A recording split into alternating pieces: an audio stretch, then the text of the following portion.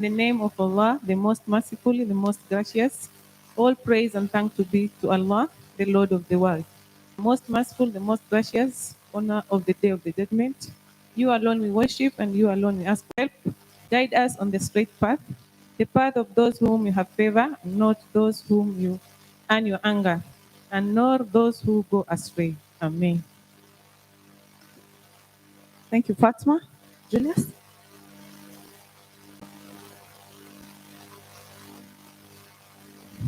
Good morning. We will pray.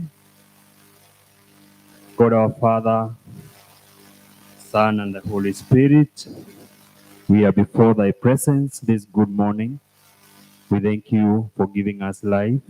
Thank you for giving us good health, bringing us here, the journey masses. We thank you. As we start this day, we invite your presence.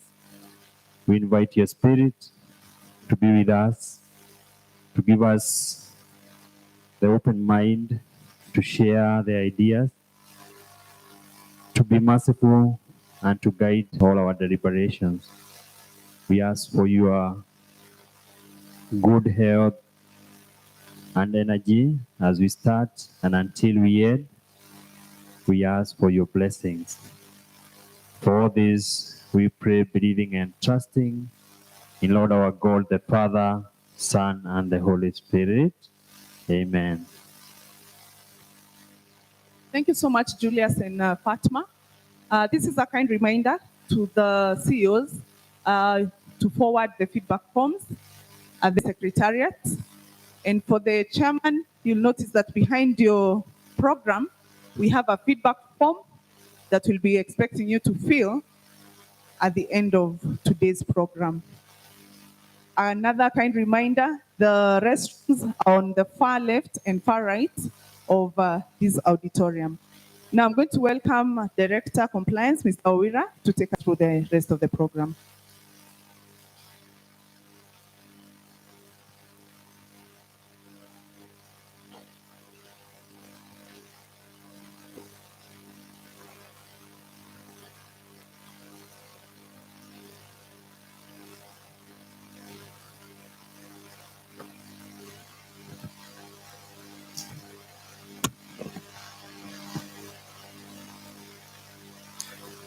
Good morning. I hope I'm clear from this microphone. You can hear me from the back? And those who are up there, just wave. Okay, then we are good. Welcome to Naivasha, the chairman. We had a very productive 2 days, Wednesday and Thursday, with your CEOs. And thank you so much for releasing them so that we could be able to discuss very technical issues that affect the operations of our Saccos. We'll brief you through the program on what we discussed. But before then, it is good that we know each other. Due to the number, I apologize, we might not be able to pass the microphones across. If we do so, we might take a whole day. Yet you've informed us that you are time conscious. However, I'll just recognize you by naming your Sacco. You'll just raise up your hand. We see you there, both the CEO and also the chairman. And in case there is a representative, it might not be necessary that we have the chairman and the CEO. We might be having even a treasurer and a vice. Don't fear. If your Sacco is called, just alert us. And without any priority, just in terms of alphabetical order, I'll start with recognizing 2NK Sacco. 2NK, they are up there. Karibu sana. Acumen.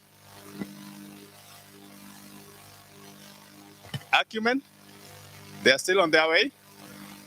Afia. Excellent, welcome. Agrochem. They are on their way. Ainapkoi. Karibu sana. Airports. Welcome. Amica. I know we had the CEO yesterday. Karibu sana. There is Amar Sacco. There you are. You decided to sit together. You don't want to network. Okay, it's okay. Ardhi. Karibu. Asili. Feel welcome. Azima. Karibu sana. There you are. Bandari. They are there at the back. Baraka. Good. Baraton. Excellent. Biashara. Sacco. Biashara Sacco, because we have Biashara Tosha. Tosha. There you are. Be high. Be high. There you are. Bingwa. Most welcome. Boresha. Karibu sana. Capital. Excellent. Centenary. Chai. Karibu. Chuna. Chuka University. Welcome. Cosmopolitan. County. Daima. The defense guys. Dhabiti. Dimkes. We have Dumisha. Eco Pillar in the house. Edis. Elimu. Egerton. Do we have Enea? Faridi. Karibu sana. Fariji. There is Faridi. There is Fariji. Okay. Fortitude. Then Fortune. I love the names. There is Fortune. There is Fortitude. Fundilima. GDC. G stands for Githunguri. Okay. Golden Pillar. Karibu sana. Good Faith. Feel at home. Let's have Good Hope. Good Hope. They're on their way. Do we have good way? Good way. Gusi Mwalimu. Karibu. Harambe. Welcome. Azina. Home Business. Karibu. They are together there. Ilkisonko. Welcome. Imarika. Karibu. Imarisha. Welcome. IG. That's Invest and Grow. Where are they? IG. Okay, welcome. Jacaranda. We have Jamii. Jamii Sacco, because we have Jamii yetu. Okay, Jamii yetu. Jitegemee. Join us. Welcome. Kabiet. Ken Cream. These are KCC guys. Karibu. Ken Pipe. Kenversity. Achievers. Karibu. Kenya Bankers. Thank you so much. Your CEO really assisted us. It was the timekeeper.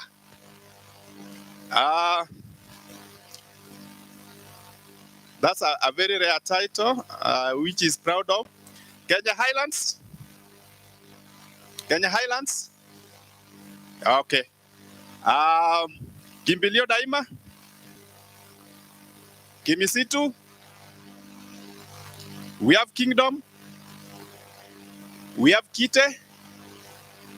Karibu sana. Kitui. Teachers. Good. Kolenge. Koru. Kaipila. K Unity. Kwetu with K. Karibu. Lainisha. Lainisha. They're on their way. Lamu. Karibu. Lengo. Karibu. Mafanikio. Karibu. Magadi. Magereza. Magereza. Yeah, there you are. Maisha Bora. Excellent. Mentor. Metropolitan. Mombasa Ports. Karibu. Do we have Mudete? Karibu sana. Mwalimu. Muki. Mwetheri. Welcome. Mwito. Mwito. Yes. Nasiko. Good. Nafaka. Nandi Farmers. Nation. Nawiri. Nawiri. Ndege Chai. Ndosha. Ndosha. They are still on their way. New 40s. Karibuni. We are almost there. We must recognize all of you. We appreciate you. Nexus. Nexus. Okay, they are still on their way. Narisha. Welcome. NRS. Good. NSSF. Nufaika. Nyala. Nyala Vision. Karibu. Nyambeni Arimi. Excellent. Nyati. Karibu. All in. All in. Karibu. Orient. Partners. Partners. Okay, they're on their way. Prime time. Still on their way. Puan. Oh, they're here. Oh, sorry. Karibu, karibu. Puan. Puan. Okay. Kwetu with Q. They are up there. Rachuonyo. Excellent. Do we have Safaricom in the house? Sharia. Oh, they have just come. Karibu. Shirika. Karibu sana daktari. Shoppers. Karibu. Simba Chai. Siraji. Excellent. Skyline. Skyline. They are on their way. Smart Champion. Karibu. There is Smart Life. Karibu. We have the solution. Welcome. Sotiko. Sotiko. Southern Star. Karibu sana. Steak Kenya, all the way from Kuria. Karibu. Stawisha. Feel welcome.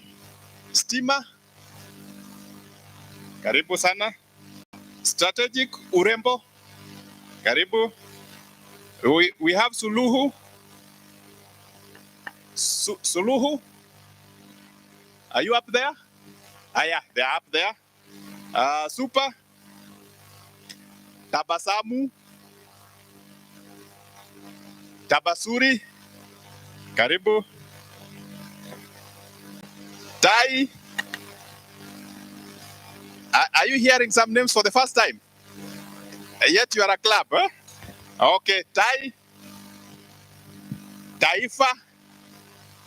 But if you know the older name, it's just the Sacco you know. Only that we rebranded, eh? So you need to network and know the previous name, and you'll just notice it's just the Sacco you know. Takwa. Takwa should be in the house. Okay, they are up there. That's why I'm not seeing them. Taraji. Telepost, Tempo. Yes, welcome. 10 Horse, karibu. Thamani, The Apple, karibu. The Noble, feel welcome. Times You, karibu sana. Tower, karibu. Trans Elite, Transnation. We have another trans, which is Trans Counties. Another transnational times. Karibu. Ufanisi. Feel welcome. Ukristo na ufanisi. Ukristo na ufanisi. Where are you? Shout where you are. Okay. They are back there, at the very back. Ukulima. Uniters. Universal Traders. UTS, yes. Ushuru, they're up there. Okay, feel welcome. Vihiga County, Farmers. Vihiga, not yet, they are on their way. Victors, karibu. Vision Africa, we should be in their county. Vision Africa, they're on their way. Vision Point, that's Borabu. Yes. Wakenya pamoja, karibu. Wakulima Commercial, Wakulima, they are on their way. We have Wananchi, karibu. Wanandege, okay, they're on their way. Washa, oh, you are there. Okay, feel welcome. Waumini, University, Winners, karibu. Yetu, thank you. Is there any Sacco that is here and I've not called the name? Remind me. Oh, unfortunately, it doesn't have a microphone. Please, whoever has a microphone, we need to just recognize Saccos in their house. I might have bypassed the list. Please, we need to recognize you.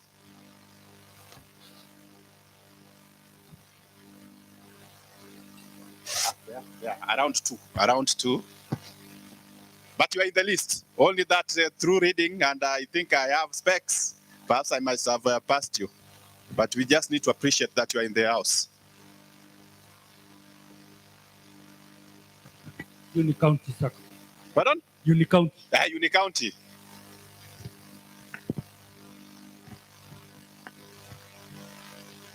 The United Nations Sacco. Oh, UN. Okay.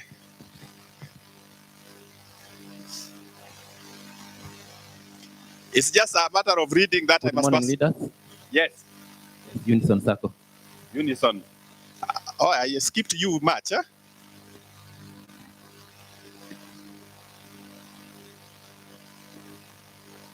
There is one more. Or two. Okay.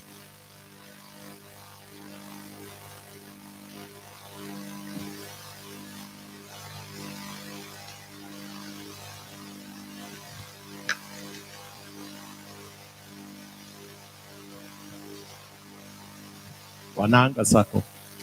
Wananga. Thank you. One last one.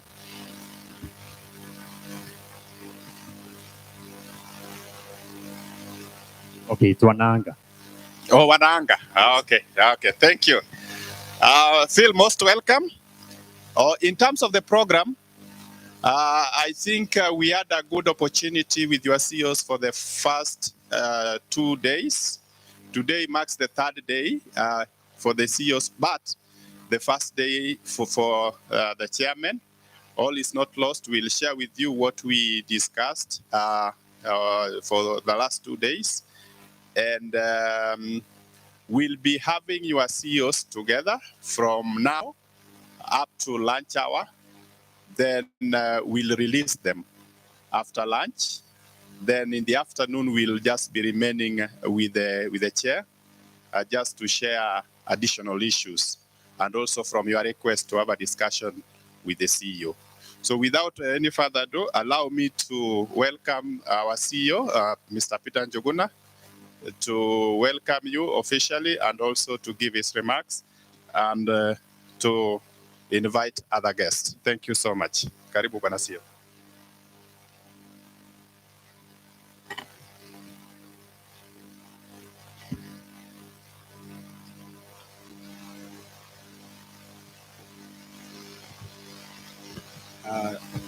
Chairpersons present, CEOs, my director, himself from the Commissioner's Office, the County Director for Cooperatives in Nakuru, and my colleagues and everyone else, good morning.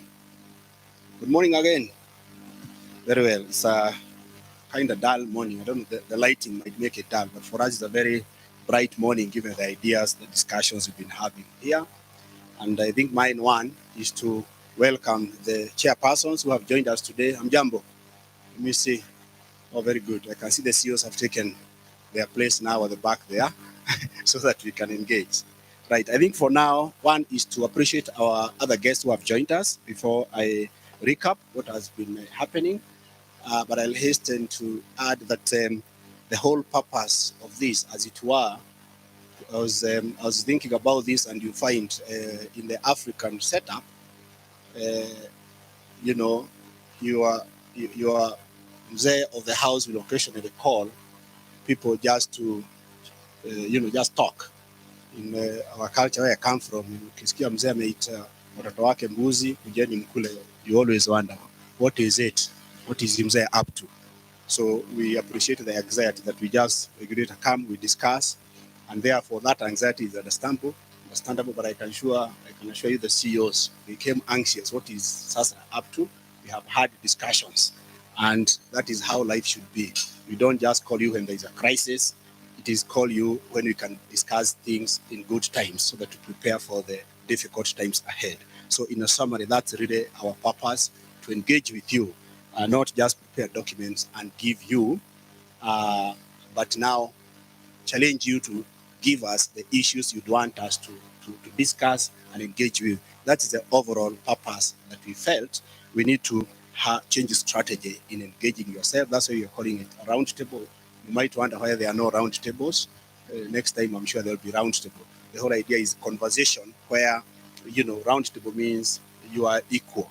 You are discussing issues as equal, as partners, mutual partners in this business. That's the whole essence of a roundtable, because we discuss issues, whether business, policy, legal, administrative, open issues that some may not be affecting us direct as an industry, but from where you sit as, business leaders out there, chairpersons, you can actually see we need to think about it. That's really what we want, that we have that round where issues can come and we are able to note them, discuss, and try to plan moving forward, because they always say you plan in the good times. You don't just wait for the issues to come. So that's the essence of this regulatory roundtable, and therefore we're excited that you honored this.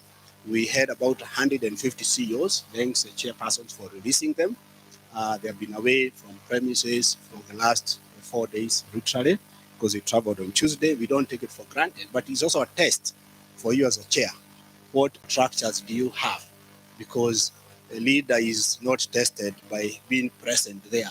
It is what happens when you are away. Does business move? And I think you should, we applaud you, Jipigeni Makofi, because business was running for the last 4 days.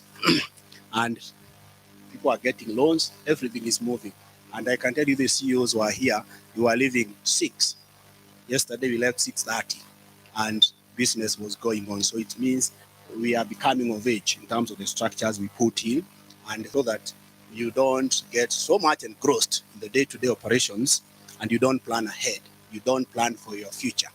They say there are countries in the world that plan 50 years from now. If you ask them about what they are planning 100 years, they can tell you this, what the world will look like. So we must get our culture beyond the strategic plan to reflect on that future of the Sacco. So literally that's the purpose, and you will see some of the issues we discussed, but importantly, this being inaugural one, we will do much more future thinking, future scenarios as we go along. With those few remarks, I'll come back to recap. I want to take this opportunity to say that we are in Nakuru County.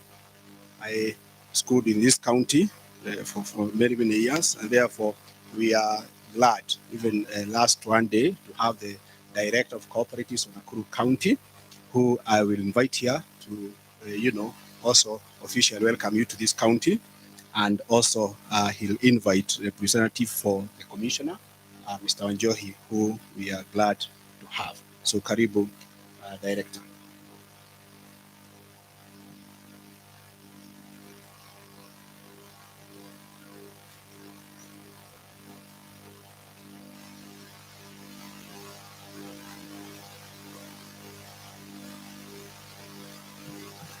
Good morning. I hope you can hear me at the back and up. Please just let me see if you can hear me. Thank you. Thank you very well. My name is Josephine from the County Government of Nakuru, Department of Trade, Cooperatives and Tourism. Cooperative being a devolved function, the county government organize cooperative development activities differently in different counties. In the county government of Nakuru, we are placed with trade and tourism. But all the same, karibuni sana Nakuru County, especially for the chairpersons who've joined us today or yesterday evening. Karibuni sana, feel at home. For the CEOs, endeleeni kusikia mkua nyumbani. It is a pleasure to host you as a county. This is a county of unlimited opportunities, and I will be pointing to you some of the opportunities before I sit down, but I don't want to take a lot of time this morning. I also want to appreciate all of you for coming and staying here in this great county.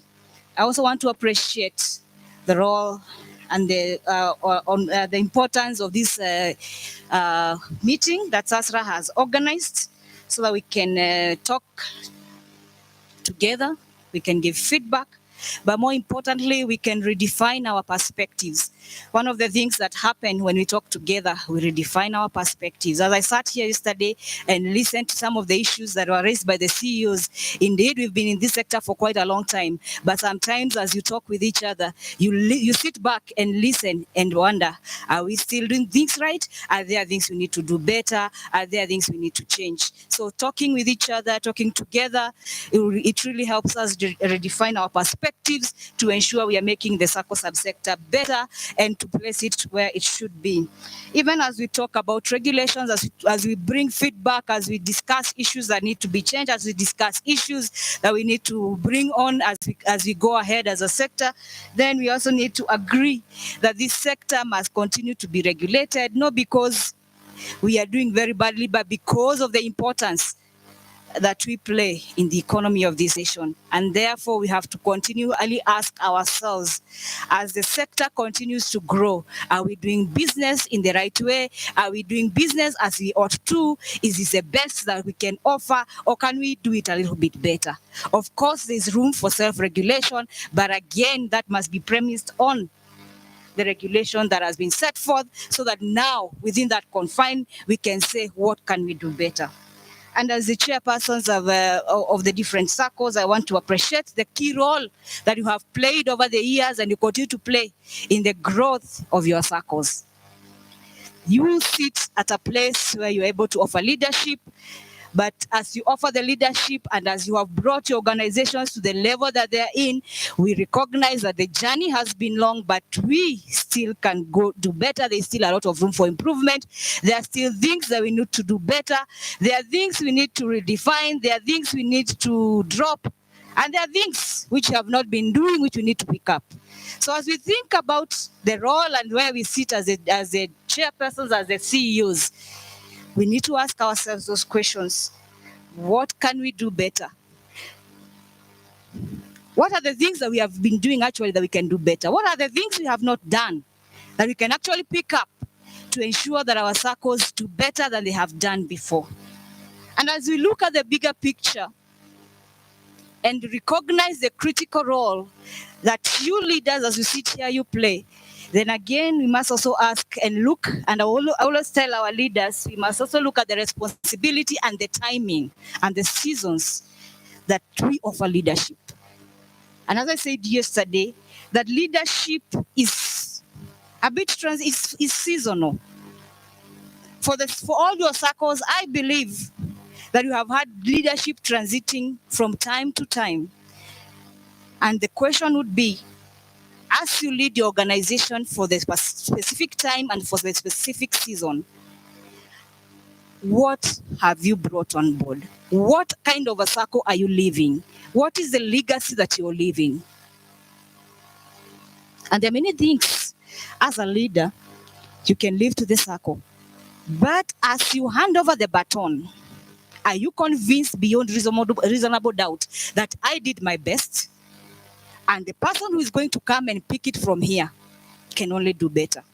We must leave high standards so that the person who is coming after us can only do better than we have done in the past. That's the only way then we are going to do justice to the Kenyan public, we're going to do justice to our members and the people that rely on us to offer them financial services in an environment that is well regulated, that is well coordinated, and that shows all the indicators of growth and success in the future. Kwa hivyo viongozi na wauliza tu, tafadhalini wacha tuchukue ile nafasi ambayo tumepewa na members wetu na Mwenyezi Mungu kufanya yale yote ambayo tunaweza, ili wakati tutatoka tuache Saccos ambazo zinaweza kuendelea zaidi na kwa manufaa ya members wetu. Being in Nakuru County, as I said earlier, this is a county of unlimited opportunities. There's a lot of space for investment in this county. Right in Naivasha, we have the special economic zones. We're looking for people to come and invest and do business in this county. This is also an agricultural county. You can come and do business in agriculture, value addition. You're welcome. A lot of you have also come to this county and have done investment in real estate. Karibuni sana. The Nakuru city is also bringing opportunities for growth. Kwa hivyo mnakaribishwa sana to invest in this county. You're also welcome to invest in hospitality, in tourism. Karibuni sana. The space is good. This is a beautiful county. It has many, many places for tourism. And even as you sit here, before you leave, despite the program, please find time to visit some of our sites in Naivasha, the Lake Naivasha here. Usitoke hata kama ujaenda boat ride. Even in this hotel, right in this hotel, they offer boat ride services. You'll see the hippos just nyuma tu, hata ukitembea tu hapa nyuma uende pale chini, at the end you see the hippos there. You can do sport tourism, you can do boat riding.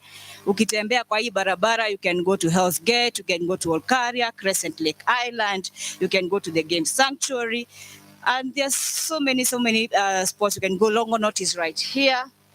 And again, for those who will be here even in the evening, this is we host the biggest local brewery. Keroche is here. We have the best winery, Lelesho Winery is also here. Kwa hivyo karibuni to enjoy life in this city. Karibuni sana.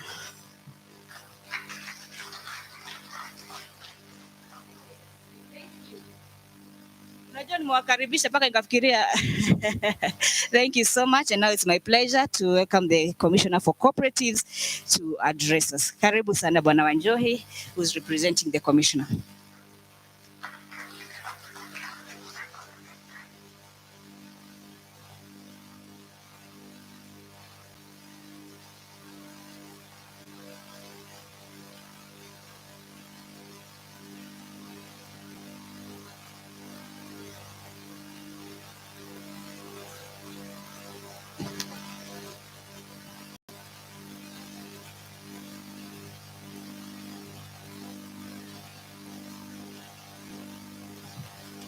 Good morning, cooperators. My name is Peter Wanjohi. No, I'm not presenting. Yes, my notes. My name is Peter Wanjohi from the State Department for Cooperatives, from the Policy Division. I am here on behalf of the Commissioner for Cooperatives, Mr. David Obonyo, who was unable to be with you here because he's engaged elsewhere. I understand that in the past 3 years, three days, you have been going through emerging issues in the financial sectors that include cybercrime,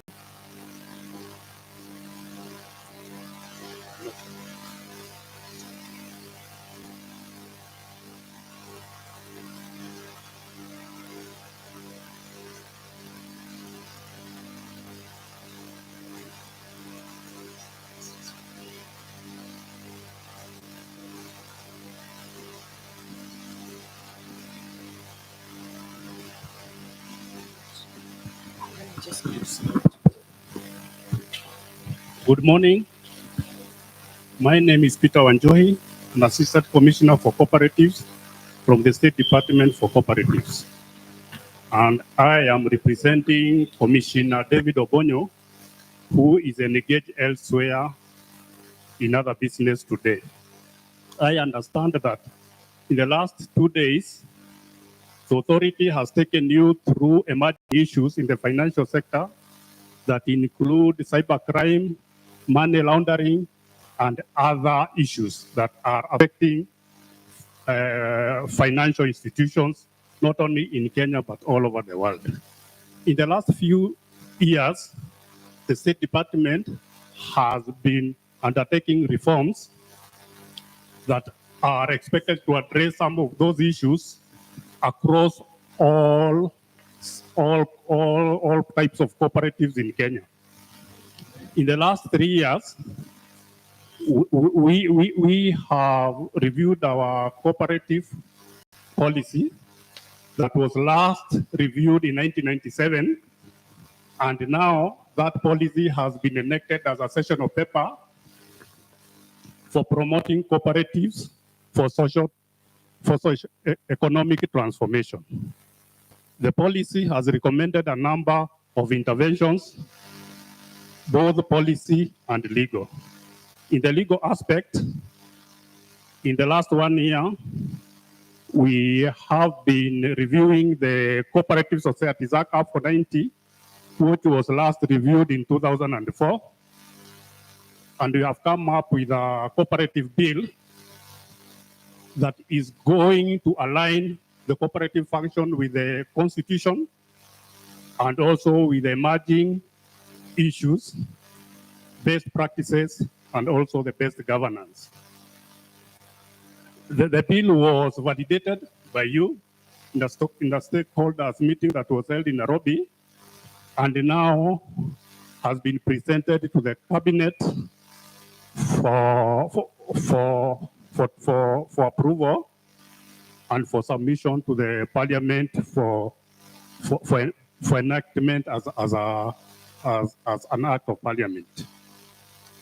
The salient features of this bill: one is to provide for the role of the county government, given that the cooperatives is a devolved function, where the county government will be responsible for supervision and regulations of all primary cooperatives, save for deposit-taking Saccos, and the national government will only supervise the federations, which is a new tier in the cooperative structure, and the apex.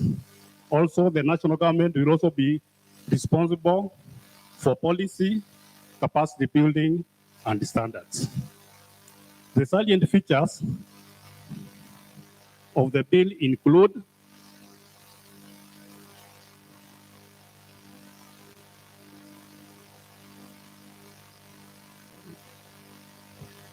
provision of the role of 2 levels of government, introduction of a 4-tier cooperative structure that can support some levels of self-regulations, provision of virtual meetings, anchoring the supervisory board in the act.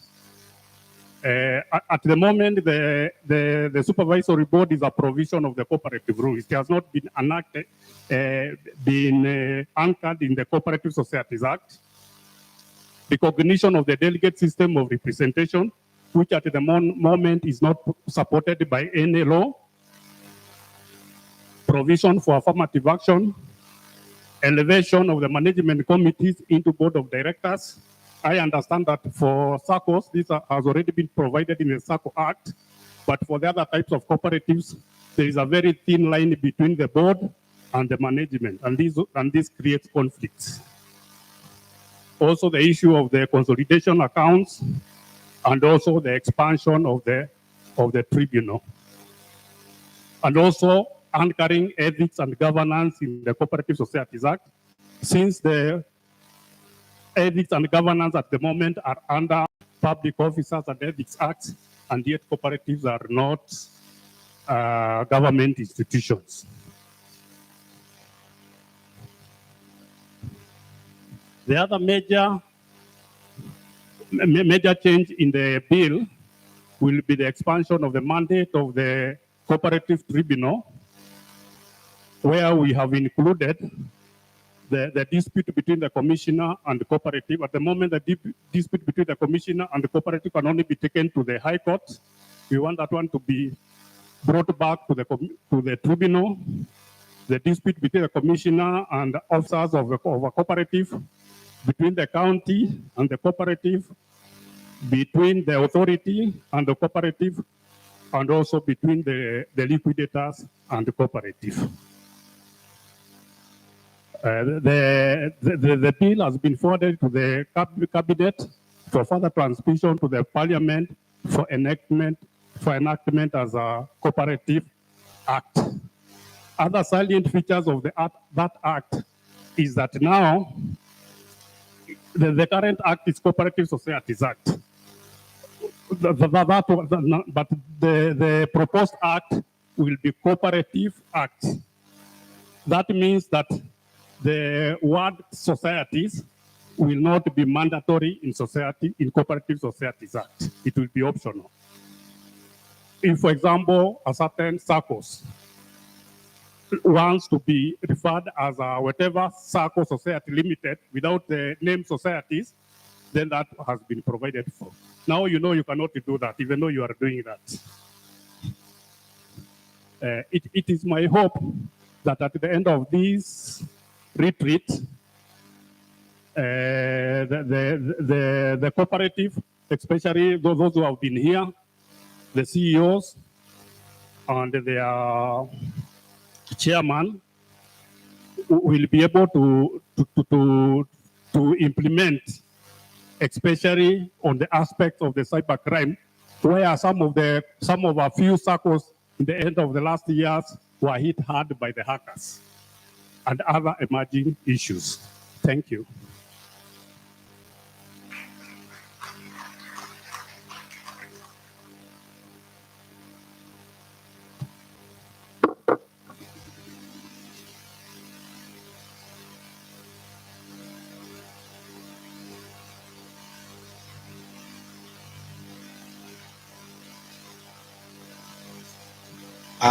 Thank you. Let's applaud Mr. Wanjohi once more for reminding us some of the emerging salient issues proposed in the cooperative bill, not societies now. I think it's 2022, right? 2020. Thank you very much. I think now is my pleasure to invite Director Mboro to speak on behalf, to get a message from our board. But before he does that, I think I want to appreciate my colleagues who have made this event a success. I think they can actually stand and you get to know them, that you interact with.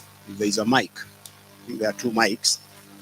You can just get to know them. That is part of the networking here that you benefit, so that if you are a new chair, you can know some of these people who call you. Yeah, maybe. Yeah, you can stand, then you just salimia washirika. Good morning. My name is Sophia Mukiri. He's in charge of the Sacco fraud unit, Sophia Mukiri. Is it on? Good morning. Good. My name is Sophia Mukiri, Manager Investigation.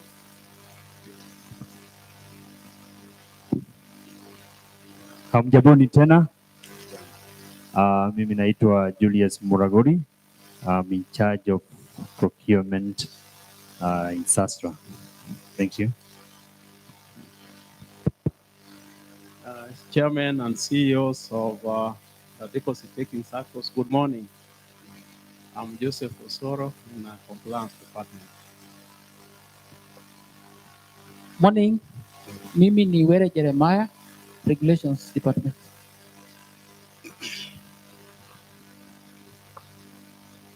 Good morning. My name is Kenneth Beach.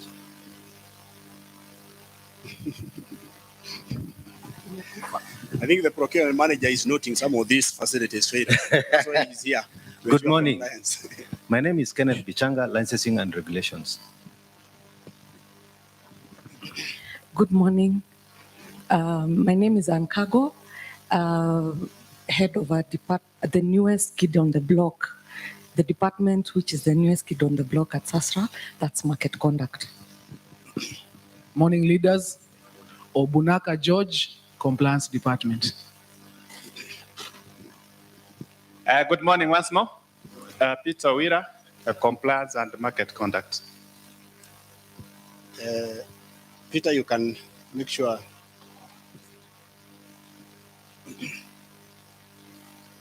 Oh yeah, sorry. Then you have to. You can use the other one. Good morning. My name is Roslyn Ragama, Board Secretariat and Legal Services. Karibuni sana. Good morning. My name is Anthony Mkabane, Compliance Department. Good morning, ladies and gentlemen. My name is Richard Maranga, working compliance. Thank you. I know there are others busy out there ensuring that things flow very well. So that's the team behind this. So, much appreciated for the work you've been doing. I think at this point, Mr. Mboro, our director, representing the chair, and also the chair of the Audit and Risk and Governance Committee, Karibu sana. Let's put our heads together as Mr. Mboro comes.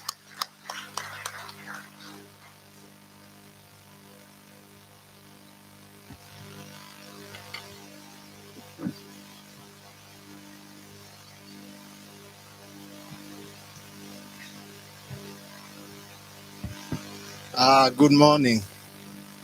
I think I need that mic. Oh, you can hear me from this? Very good.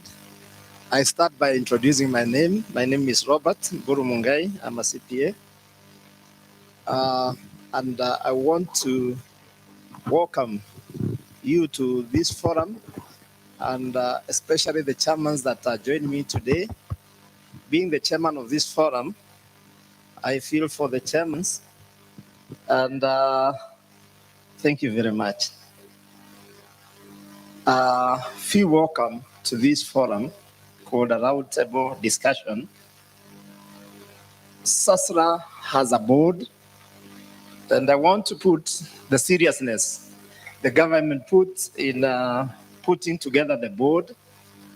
It was a serious decision when they came to regulation, and therefore they took the best of the best. They went to Central Bank, and they picked Mr. Nyaoma, who is the Director of Supervision in Central Bank.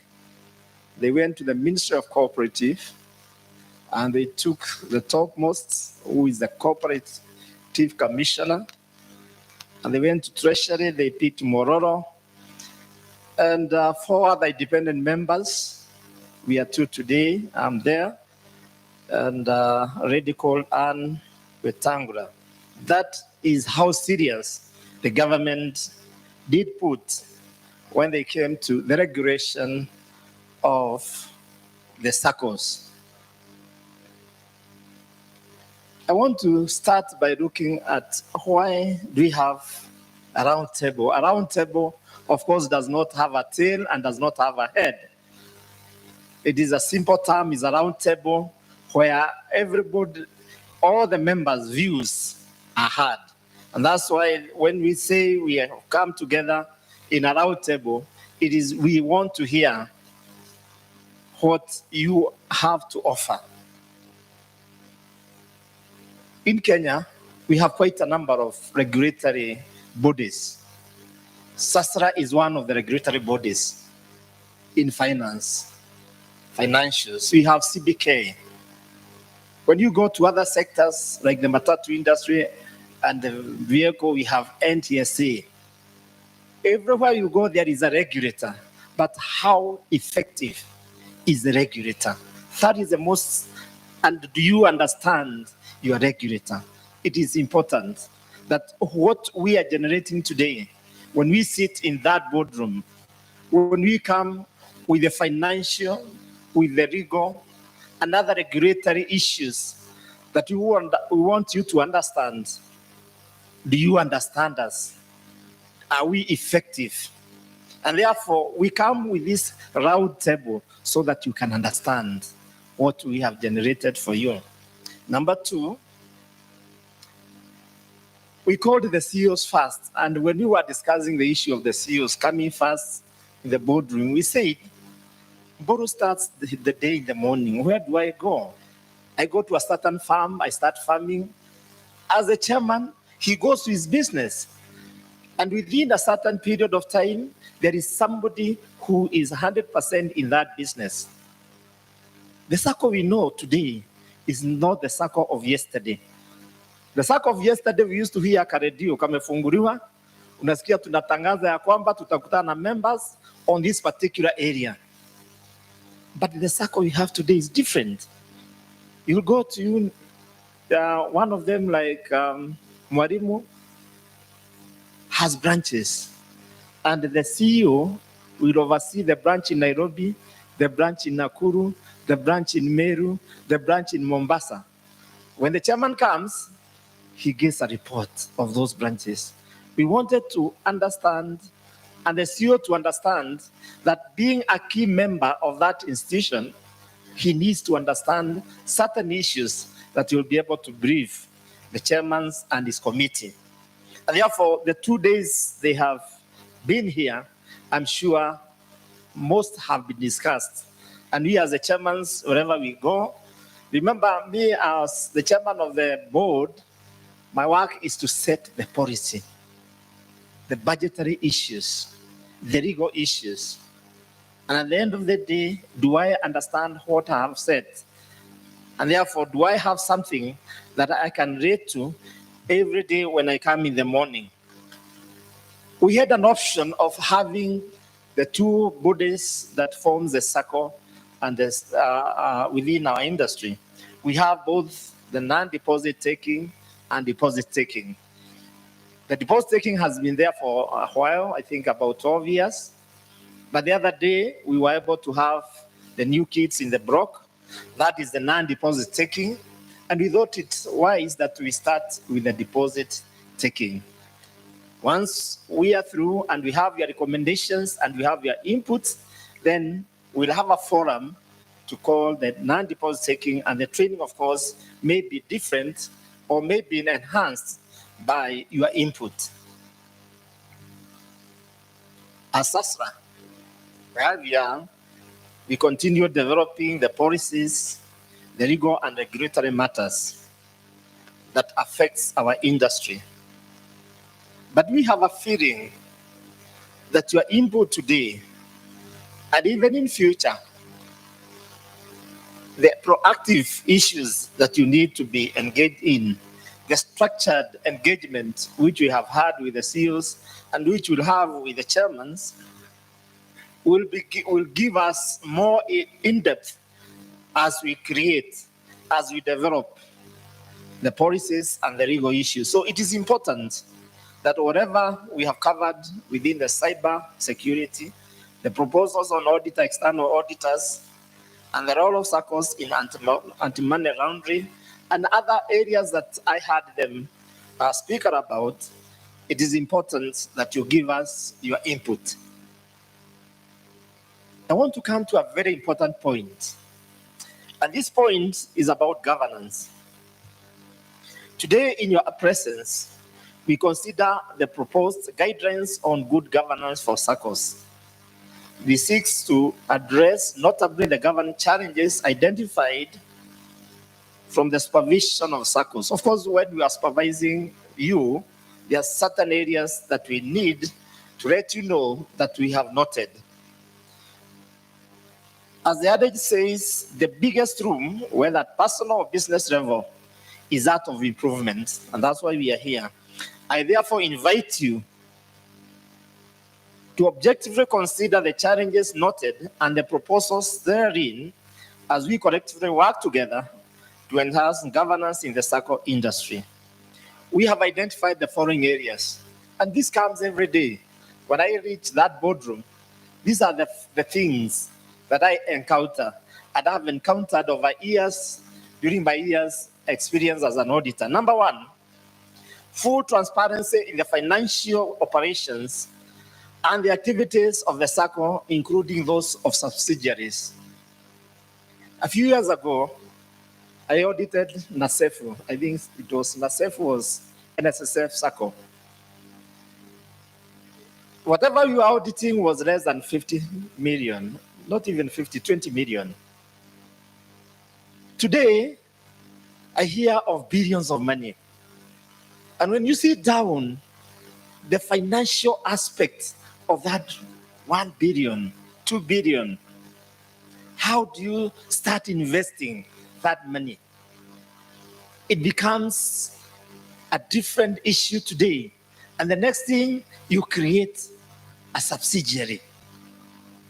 This subsidiary that you have created, is it created at the Cooperatives Act that the commissioner is able to supervise it or to look at it? Is it created at the Companies Act? That is what every day I encounter. That you have this money and you want to invest, and therefore the next thing that you do is you create a subsidiary. And yesterday, the chairman was, and the committee would create a subsidiary for housing. He would create it under Companies Act. And therefore, the person to come and audit is not the commissioner, because he was the regulator then. And that is why we came and said, when we call the chairmen, one of the areas that we need transparency is those millions of money. How are we going to take the financial operations and activities? The next item is a governance arrangement with those subsidiaries and associated companies. One of the issues that my team,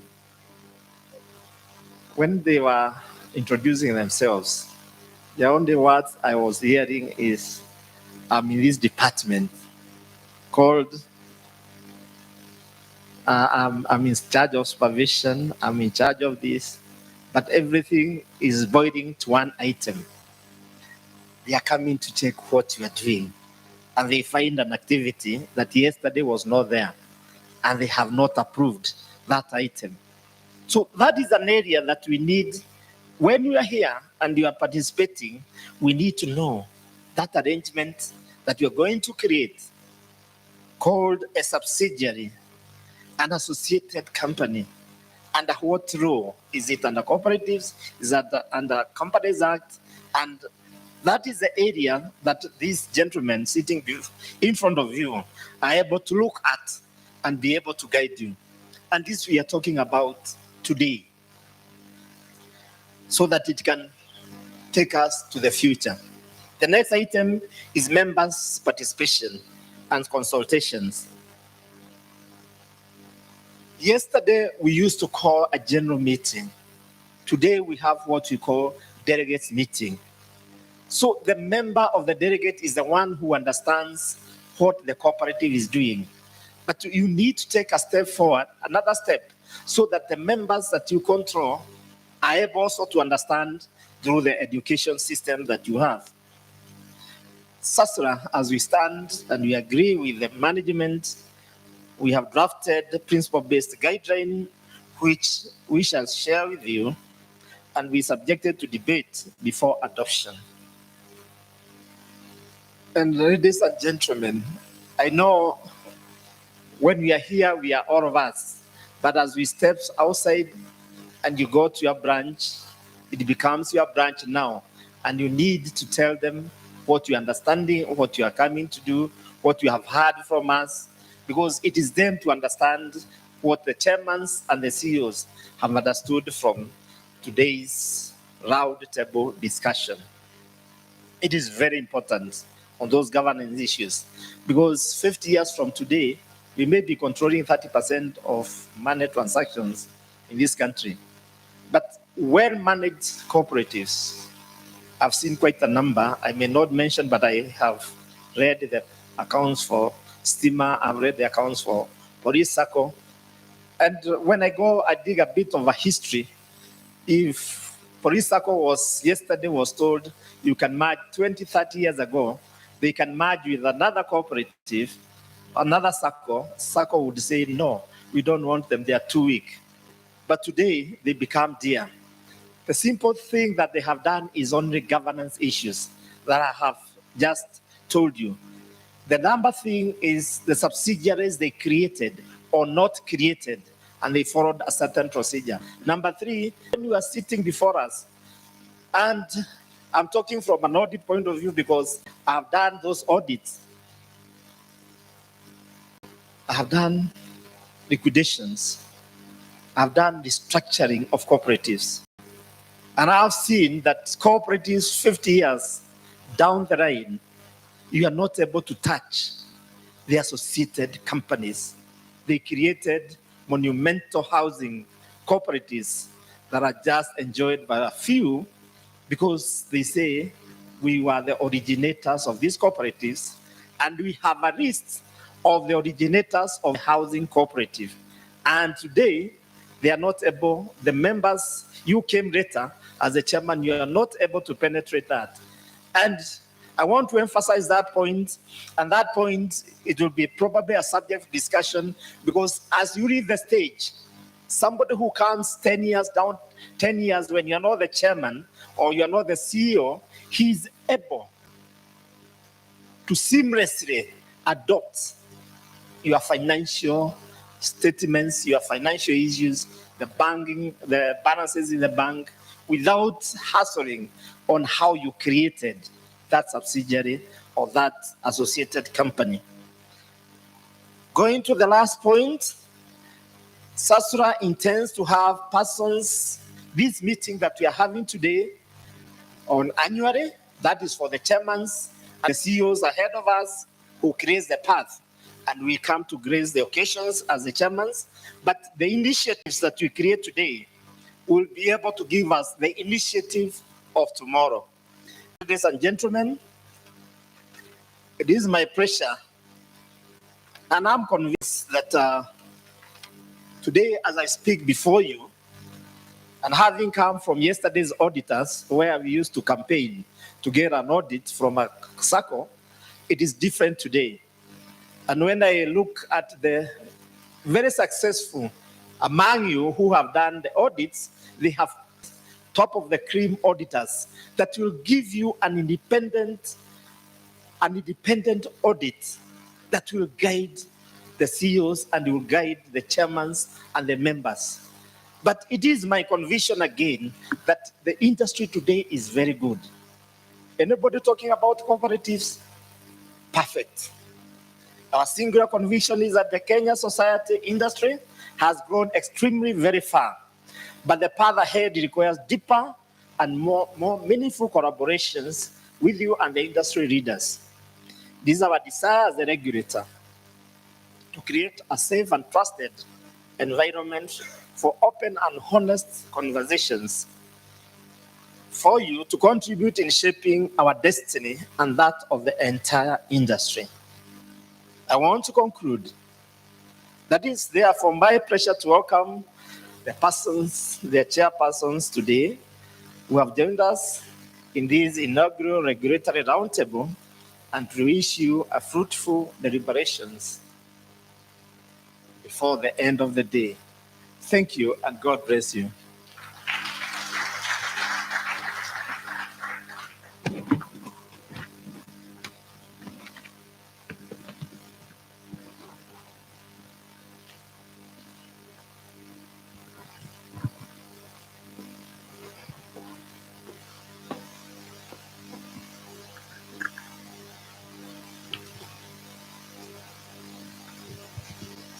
Chairpersons, chairman wangu amenena. Yeah, as you lay the ground for the discussion. That is our wish. That is our desire.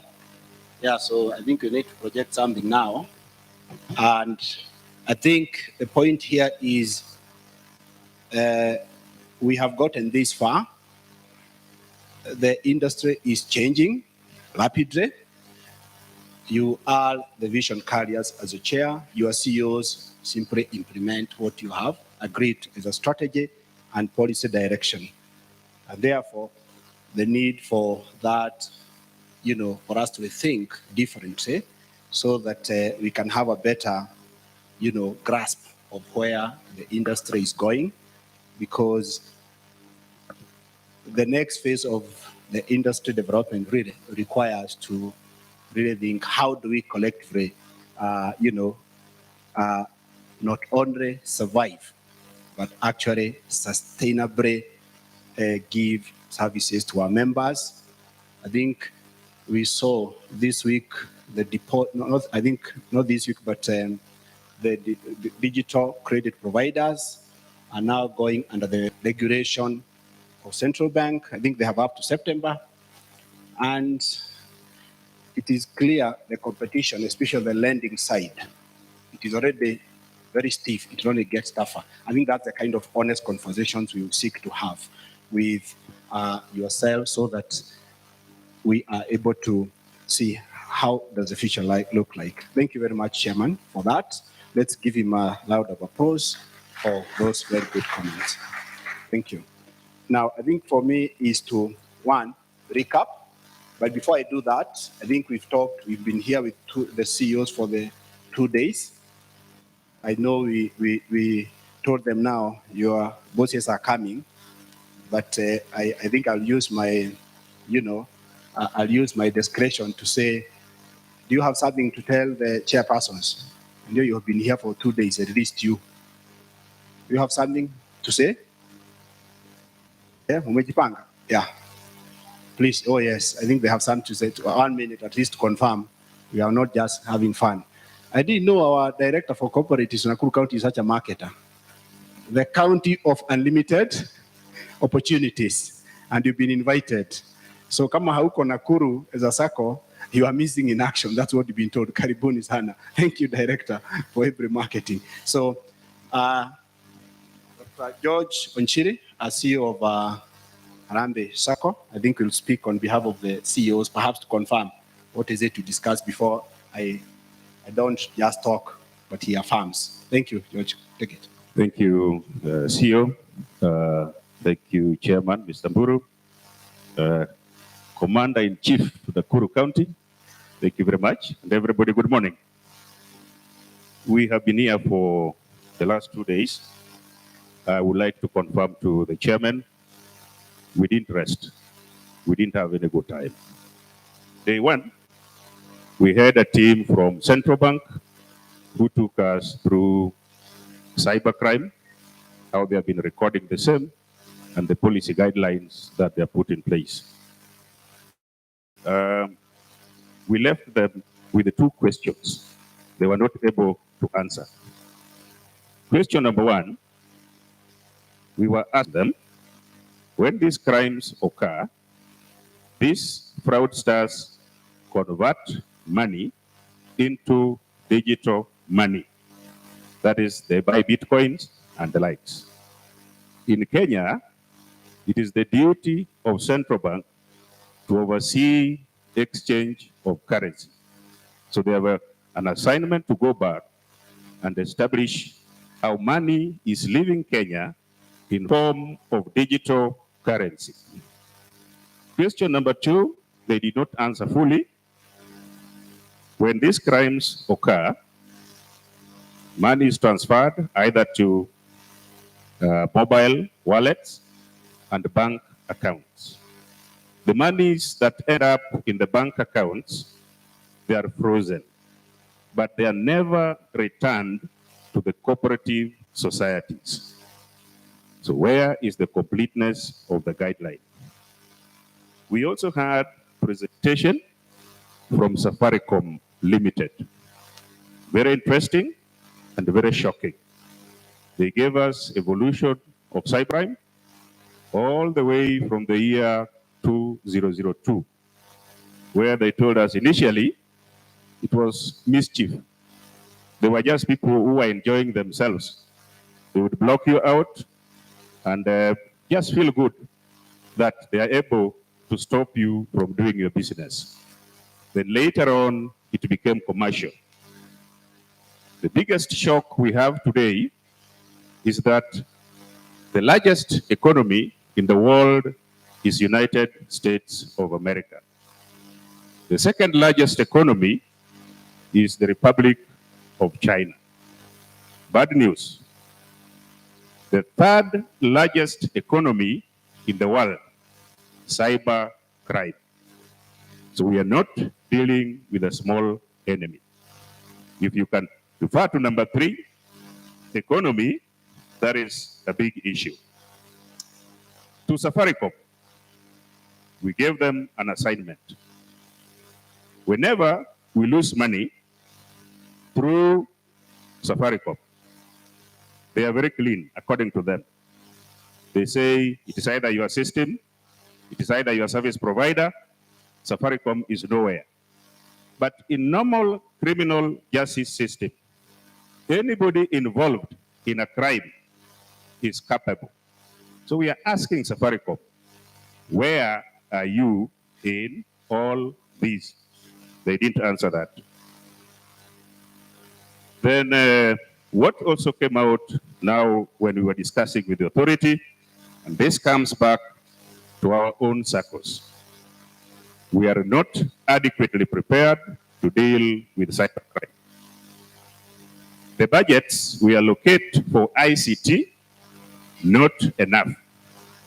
So Chairman, you be ready. Next year's budget allocation for ICT must be enhanced. When we talk about capacity in the side of cybercrime, very few Saccos have got security system auditors. We have to up our game. Central Bank told us it is now mandatory on the banking side. Every bank must have capacity to deal with cybercrime. In our space, not yet there. Yesterday, we had a presenter from Financial Reporting Services. It's a new authority. They have been very quiet, but the announcement was very clear. They are through with the blue chip companies. They are through with the banks. The next is cooperative societies, particularly Saccos.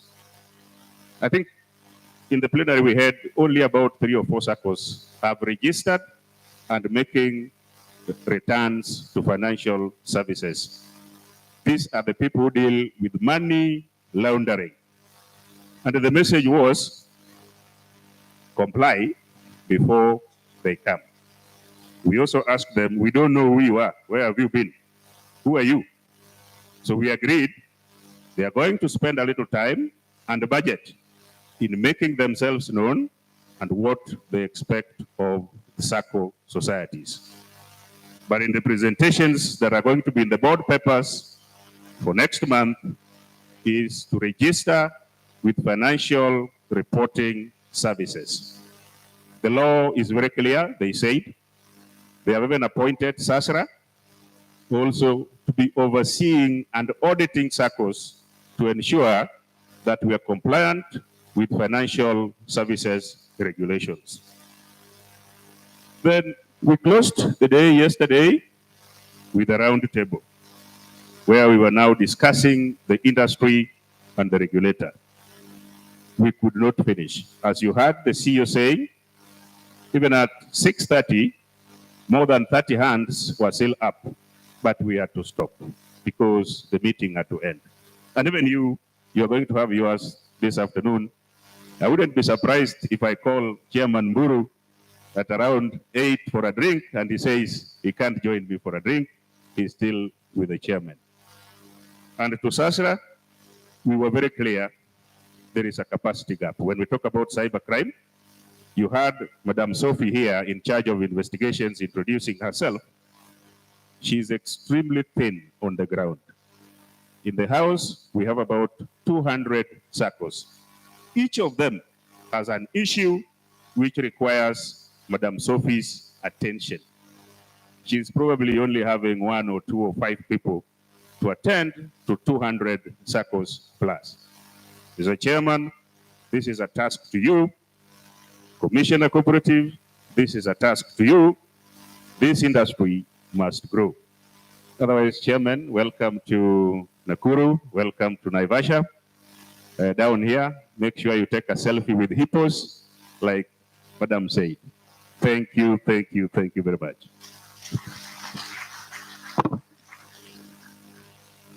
Very well. So, chairpersons, you can see.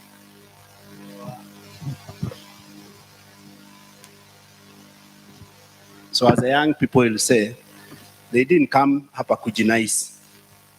Kujinais, kujienjoy. So, we'll disappoint the director because we didn't have time to enjoy the tourism facilities around. Maybe next time we'll try to, the chairpersons will allow us to have a week so we can have one afternoon to enjoy the niceties.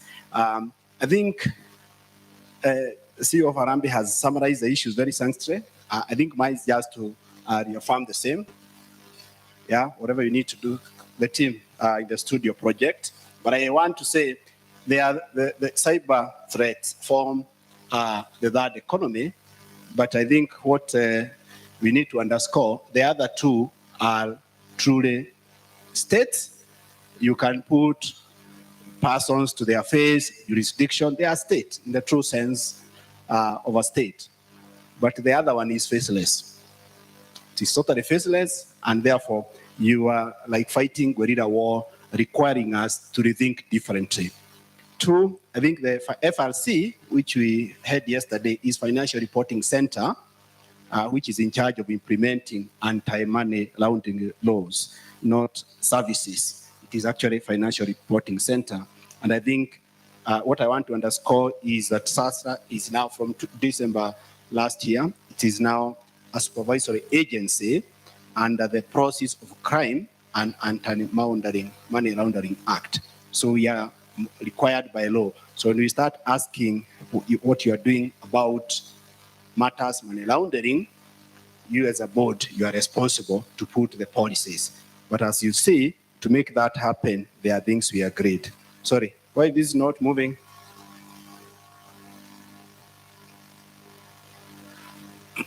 I think as they fix that, what I'll give you in just under 10 minutes is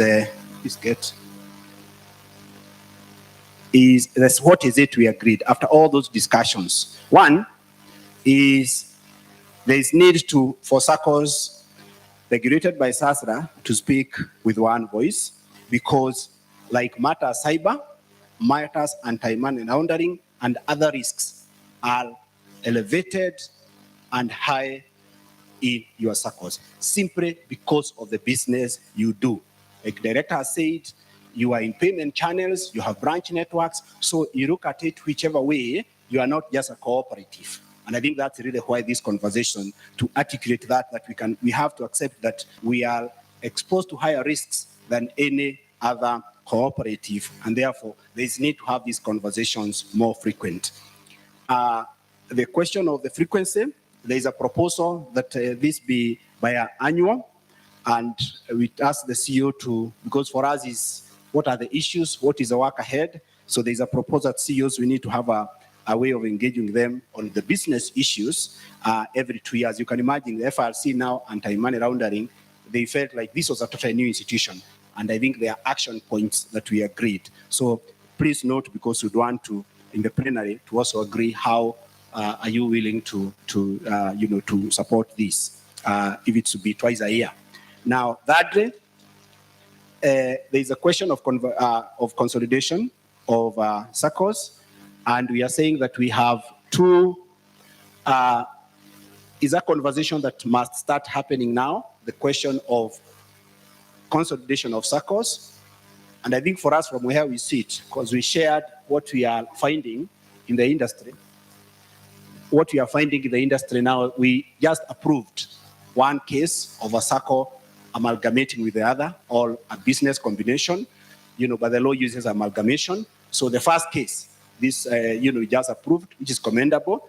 And we also are aware that some of you have also approached us because other Saccos are speaking to you, but you are not clear on that. One, I'll confirm the law is there is a provision as far as consolidation and amalgamation is concerned. So whenever you are approached a Sacco, you're approached by a Sacco, please discuss with us or even formally write to us. These informal discussions, if you want that to be at a confidential cover, please feel free so that you are guided. Because for the case we just dealt with, it went very far, but because of there was no clear regulatory guidance, they just decided this thing, we'll do it in our own way, kienyeji in a way, and to unwind that can be a lot of damage. So don't assume something that is not clear in the first question, such a major business decision, what does the law say? And when you write to us, or the write to the director in the county or the commissioner, the CAP 490 provides, but also Saccos Act regulations provide. So we're gonna be sharing a paper. We are challenged to guide the market. So there's a paper we'll be working on to start discussion. What does it mean? Now, those are some of the broader issues before we go to the specific issues that George has indicated we discussed. But before we do that, it's always good to know where are we. I think to highlight this, what is some of the issues, and especially going to the future that we are noting is, while industry is growing now, we are at 800 billion. When you bring the non-DT Saccos, we're at 691 for DT Saccos. One is becoming clear that we are growing, but when you map that, there is a declining growth overall. And that is evident from the deposit mobilization. There seems to be a slump. We will see whether this is COVID, but also we are living in very, very difficult times where COVID is there. Now we have these geopolitical challenges from Ukraine and all that, which disrupt the global supply chain. And one way or the other, they'll filter into our economy. This year, it's special. We have elections, and you know what that does to the economy. So this year, we are very keen monitoring the numbers very keenly to see how will they play out. But remember, these numbers in an aggregate from yourselves. So at the internal level, what growth trajectory are you seeing? And what is happening within? So that if you observe you're in a sector that there is a declining, then you need to start discussing with us what is happening, because that has implications on your lending. Don't just go on a borrowing spree because to define what is the fundamental issue, because we have seen that excessive borrowing is a number one risk, number one killer for Saccos. All the Saccos we've closed, I've said this time and again, number one killer you find is a high level of exposure in external borrowing, because you lose control of your finances. So that is what I would say. But the growth trajectory, it remains, loans remains the major component for this. And while the loans remain the major, the question is the quality of those loans. Quality of those loans, we have been resilient, but with this, what we are saying on the deposit side, how will that impact on the quality of loan side? Because if the income becomes subdued due to the escalating cost of life and all that, then you will be affected one way or the other. So what as a board, because those are the strategic issues as a board should be asking the CEO, how will this impact on us? Because we are not living in an island. The cost of life is affecting all of us.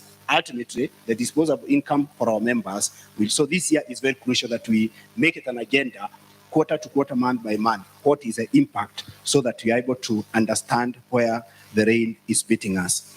I'll go to the mix between the deposit-taking Saccos. Apparently, there is a point I want to emphasize. For the deposit-taking Saccos, there is a major issue, good problem, but from a stability as a board, you must be concerned. When you take your loans to deposit ratio, it is over 100. The Saccos that we experience that are in trouble, usually you'll find your loan to deposit ratio goes over 110, 120, 150. Recipe for disaster. When your loans are almost 1.5 times, going to twice the deposit, recipe for disaster. Those are simple strategic issues that we need to draw to your attention, because this year is going up, it's 110. It's not a good sign from a stability question. And ultimately, where the headline numbers look good, at institutional level as a chairman, are you asking the hard questions? Because the conversation will become difficult when you come to the end of the year, when we are approving the accounts or if we come for inspection, and the story will not be very good at that point because we'll be asking very difficult questions that are not able to answer, and you have the pressure of the AGM. Can you ask yourself half year, by the time we close June, where are we on these parameters? But when you look at the non-deposit taking Saccos, they are about 15% of the industry on average, slightly under 20%, both in assets, and this is looking at the deposits assets. The ratio of the 800 billion, 15% of that is from the non-deposit taking Saccos. The balance comes from yourselves. But also I must underscore that for them, the loan to deposit ratio is below 100.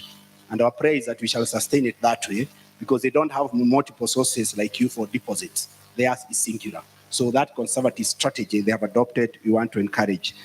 Whereas aggressive strategy is encouraged, but if you need to be conscious and show that you are able to manage that. That's just a highlight, headline numbers on the industry, because those numbers, chairpersons speak a lot.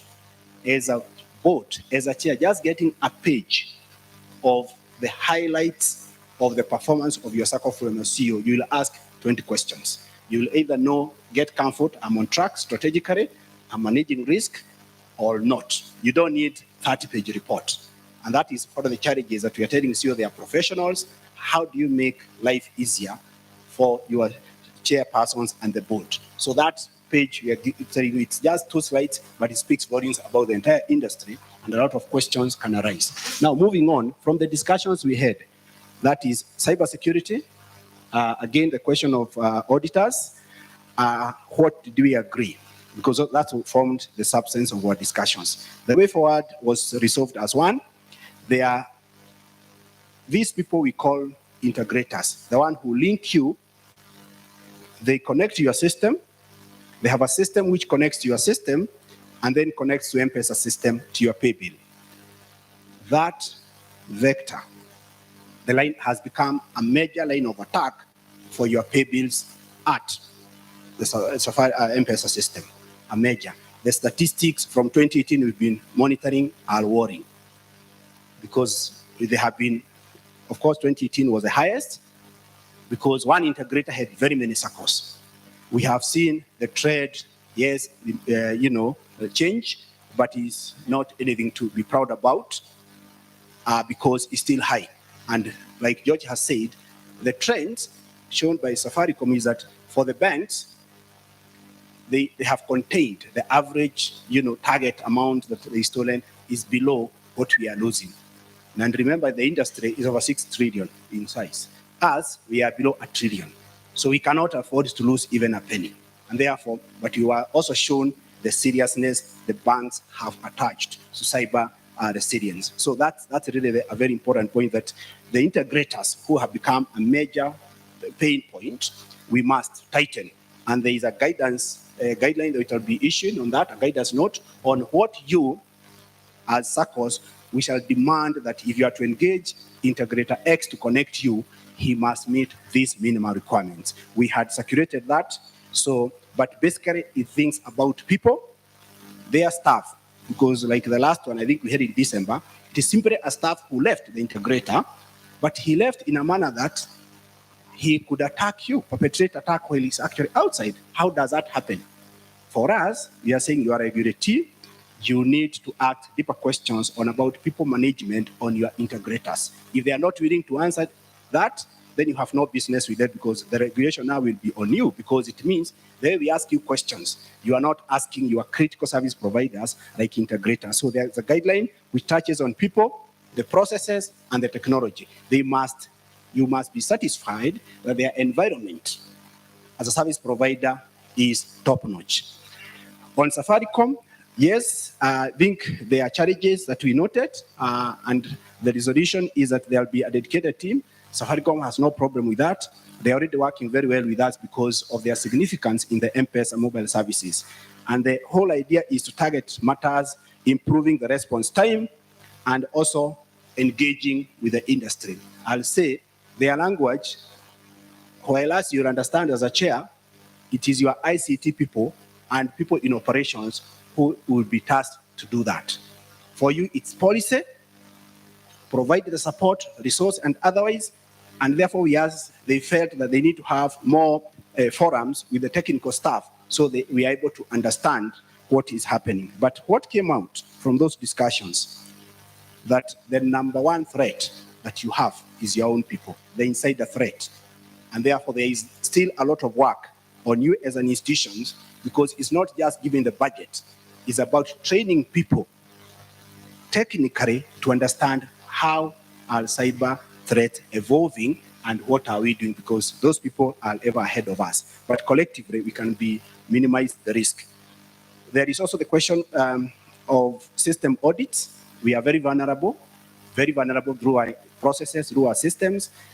We got to have, and that is something we've been toying with, but we shall issue a guideline on system audit. It's a broader space that your auditors must be able to do annual audits to actually see how are our systems. But above all, there is a whole issue of penetration tests that has to be done. We know we require it when you are doing mobile and the like, but now we are saying this must be things that you must integrate as an institution. How often? And it depends with the channels, because the logic is the more you adopt digital platform for your services, the more the risk increases. So issues like system audit, issues like penetration tests, you must have a policy in place. How often do you do them? And that requires money, requires you identifying the right resources. But above all is that we shall issue a guideline. It is something we'll have to work on and share with you. It came out very well from the CEOs. Moving on to from now, that is what we agreed on matter cyber. Moving on to the issue of external auditors. External auditors are very crucial. And I'll just spend a minute to emphasize that if there is one thing you must not compromise, especially as a chairman, is the competency, the independence, the objectivity of your external auditor. He is your eye. And the question is, the guidance we are actually adopting is to tighten that space, that the quality of work can be enhanced. Because you go to a Sacco, you realize the auditor has not even assessed the loan quality. My team comes, they say 20% of the loan is bad, but the auditor said it is less than 5%. There's a capacity question. Do they understand your business? Do they have the capacity to dedicate team? And this is more significant because of the growth that my chairman has indicated. You are talking of 10 billion worth of a loan, 15 billion.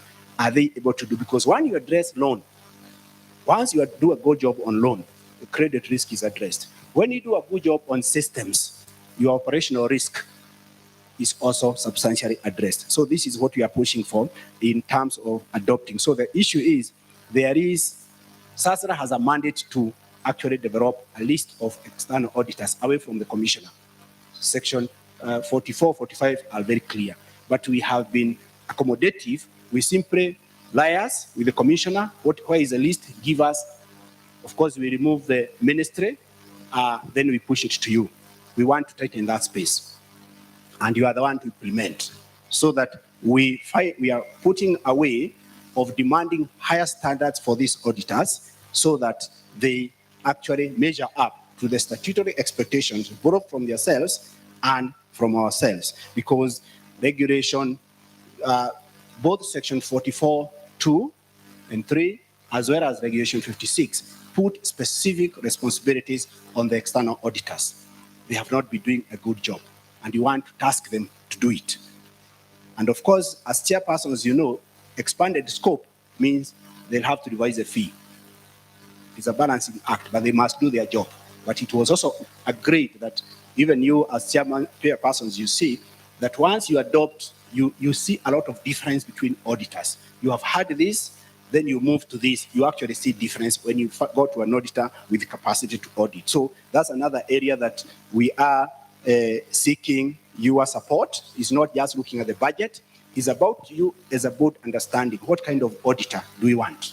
Besides financial audit, we want to be satisfied about our systems and other internal controls aspects. Which auditor has a capacity internally to deliver that? Okay, it's not just looking at the budget. And one of the questions is the change in scoping for the work of auditors.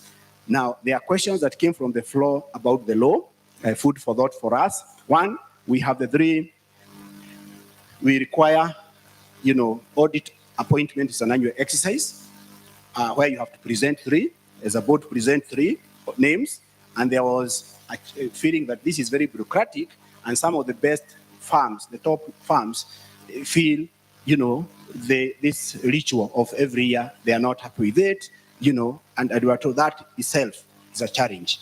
And therefore, the question of recruiting auditors, recruiting 3 every year, we are trying to look at it. Can you allow us to have the auditor going for 3 years as the regulations, but once we recruit year 1, he can go for 3 years, subject to satisfactory performance.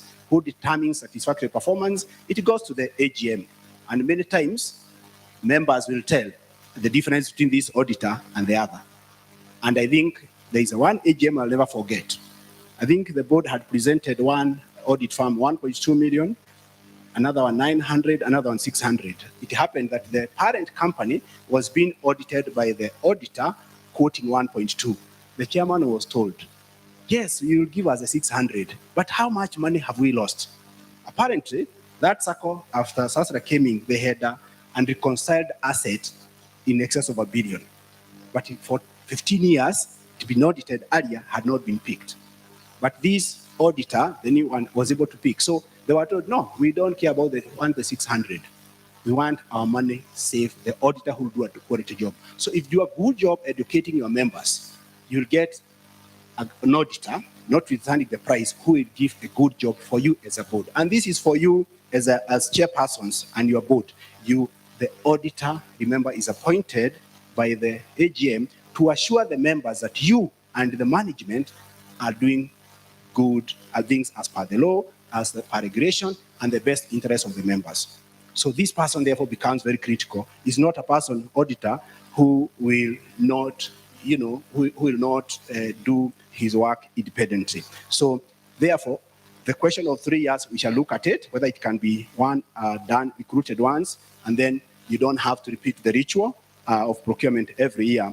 And also presenting 3, again, that brings a lot of unnecessary debate. Yet you as a board, this auditor is doing a good job, but members are looking at, they bring cost, they bring other non-issues. So we are told to look at that, to consider amending the law. And I think it's an area we'll be looking at and coming back to you clearly.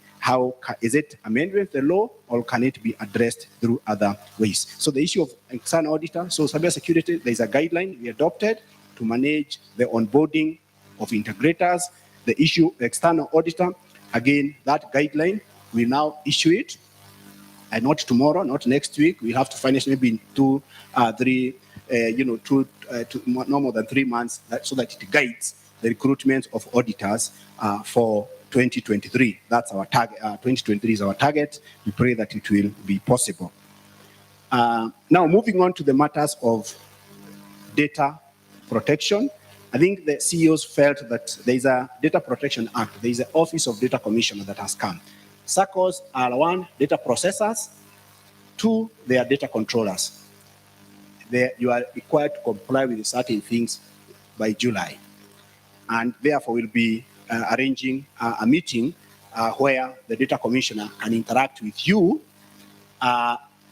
so that they understand. And that we too will take that up and we'll be communicating.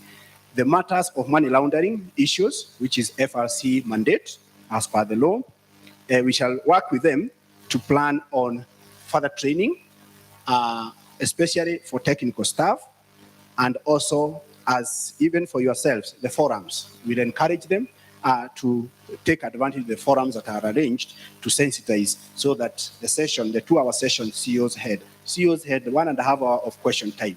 So it's a very, very sensitive subject. I think he did like 45 minutes of presentation, 1.5 hours of question, telling you is an area, and therefore we are picking it up as a priority area, and we'll be communicating to you because we'll need.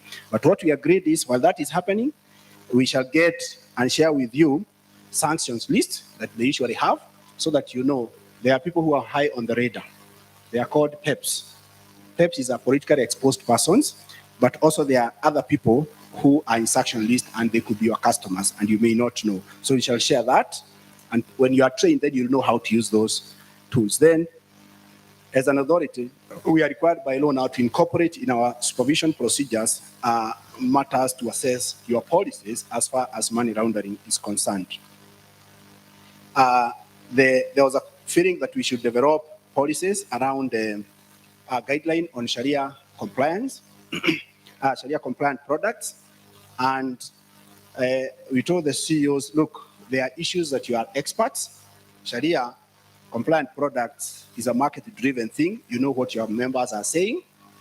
And therefore, the proposal, and we seek your support the CEO, is that they will constitute themselves to a team, those who are driving those products, and then we can work with SASRA, because you are the one who know what is it and what is it you want. We are not experts in Sharia compliant products, but some of you are. So we'll be working to facilitate development on a broad guideline, which can guide you in developing and approval of those products. That's basically what we agreed and we discussed the last 2 days. And I think you can see there's a lot of work moving forward. And the idea here is that when we meet, like here, we agree on these things, then these are things we take up, we pursue them. For the CEOs, we told them, whatever you agree you'll do, you'll also have organized yourselves. And that is where they require your support. These people have a lot of knowledge, but they feel some of you think they are taking your jobs. The law is very clear on section 64.2. The CEO is an employee of the board, and you give them job description. He's the one who implements the strategy and the policies you approve. Therefore, we don't understand where the conflict is coming. But you will tell us even more where that could be, because there is a lot of work that can be done, chairpersons. Especially on technical issues, these matters of cybersecurity and the like, if only you allow these CEOs, we engage them in a structured way. If it's technology, cybersecurity issues, let them constitute themselves to something, and we give them that homework. Then they are able to tell us, and you know that my CEO is a chairman of this working group on matters, cyber or security. You should be happy, because he's an expert in the industry. According to the other CEOs, you as an institution have done better in matters of cybersecurity, because some of you share their stories. Let your CEO give that 1 hour, 2 hours to contribute to developing standards that we can all adopt. Because one thing is clear from the CBK and Safaricom's presentation. A lot of work on matters cybersecurity is actually in the Saccos. And that's why even the guidance we are developing integrators, we shall issue it to you to use it to recruit and therefore assess the integrators. So you need to support your CEOs to help us think. We cannot sit back and then think something that will reflect all of you. But if the CEOs sit down, because you'll have CEOs that are way ahead in matter cybersecurity or this area, you'll have those who are experts in matter Sharia compliant. When you allow them to form a working group, within 6 months, a year, you'll get something that as an institution will take you 5 years to learn. And therefore your Sacco will have learned from the others, and you'll have something that is owned. And when it comes to you as a chairperson, as a board, you'll actually say, yes, this is an industry standard. We agreed, this is it. And we are telling them collective wisdom and expertise they bring.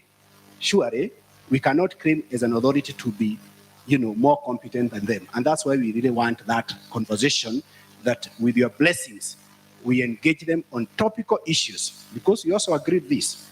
We are talking of insider threats. Insider threats is a demonstration of poor processes, poor policies, that you are not able to monitor your people, and therefore people risk goes up. Because threat of insider threat is about your policies, which is your domain, is about also the people that you are entrusting. Especially Safaricom say they have had experiences where one person is in charge of all passwords in your Sacco. That person, there is what we call key risk person. To the extent, and this is very sad to share, there is a case I think we are aware where the ICT manager was moved, and it was CEO moved this person because the deputy can grow, and this person has become on age to be ahead of another business unit. But the chairman intervenes to say this person should remain here. You chairman, you don't know the risk why that person wants to be there. It's a risk because as owner of all these passwords, custodian of your data, he is very powerful.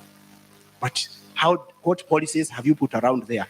By learning from each other, you can structure such that no one person in your institution controls the entire process. And those are some of the strategies to actually mitigate some of the risks.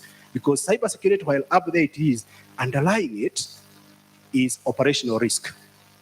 And operational risk is about people, is about the policies, is about the processes that you have laid out. So we have to work on the baseline, which is purely within your hands, internal, but that will have to happen where, as an industry, we agree we need certain minimum guidelines on matters operational risk. We understand what it is, we unpack it, and these people know it. Some of them are experts. They're even better than us. So we really need that blessings from you to allow us to work with your CEOs for the good of the industry, so that we can say we have industry standards. So with those very many words, that is a summary of what we discussed the last 2 days.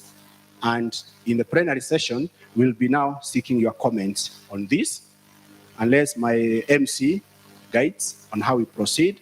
But I needed to recap and now pave the way. For today, the major discussion will be around governance, which I know will require time. It's a big document at the heart of your work as directors. But in the afternoon, we'd want to have a conversation around some of these proposals so that we get your input, because this is what the CEOs are asking of you. Thank you very much.